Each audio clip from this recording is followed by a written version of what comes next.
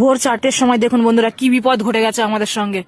সেই হোগলা পাতার ঘর পুড়ে ছাই হয়ে গেছে। কি শর্ট সার্কিটের দ্বারাই হয়তো লেগেছে আগুনটা, এটাই অনুমান করা যাচ্ছে। কেন অত রাত্রে তো কেউ রান্না করবে না।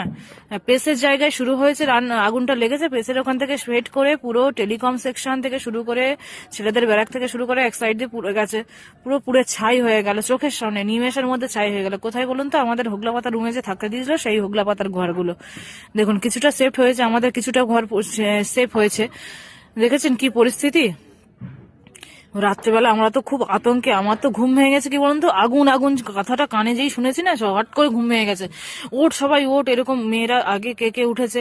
এবার ওই চিৎকারে উঠে গিয়ে দেখুন কি অবস্থা, কি ক্ষতি হয়ে গেছে। দেখুন টেলিকম সেকশন যেটা ছিল পুরোপুরি বইপত্র থেকে যা ছিল প্রচুর ক্ষতি হয়ে গেল এখানে। কিন্তু মানুষের কোনো কিছু আঘাত হয়নি, কিন্তু অনেকের বেডিং পুড়ে গেছে, মোবাইল ফোন পার্টস নিতে পারেনি। মানে ঘুমের ঘরে, বুঝতেই তো পারছেন সবাই তখন ঘুমিয়ে যাচ্ছে না, শীতের সময়, বুঝতেই পারছেন আপনারা কি পরিস্থিতি ঘটে গেল দেখুন চোখের সামনে দিয়ে। খুব বড় বিপদ। আর আমাদের ফায়ার ব্রিগেড আসতে তো অনেকটাই লেট করে ফেললো, যাই হোক তাতেই পুড়ে অনেক ছাই হয়ে গেছে। এই যে ফায়ার ব্রিগেড এসে এখন জল দিয়ে নিভিয়েছে। কিন্তু ভোগলা পাতা তো কয়েক সেকেন্ডের মধ্যে মনে হয় যেন পুরো পুরো ছড়িয়ে গেল। আমরা রাত্রেবেলা সব বেডিং পত্র নিয়ে দেখুন দৌড়াদৌড়ি করে এই বাইরে এসে দাঁড়িয়ে আছে। এখন কখন আবার সব নিভিয়ে স্টে হবে, তারপরে আমরা আবার গিয়ে আমাদের যেদিকে সেফ আছে সেই ঘরে গিয়ে উঠবো।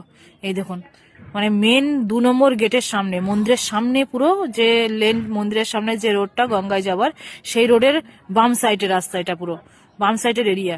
আমাদের মেন ডিস্ট্রিক্ট কন্ট্রোল, মানে যে কন্ট্রোল রুমটা মেন বানানো হয়েছিল, মেন ওর সামনেই পুরো। দেখেছেন কি পরিস্থিতি।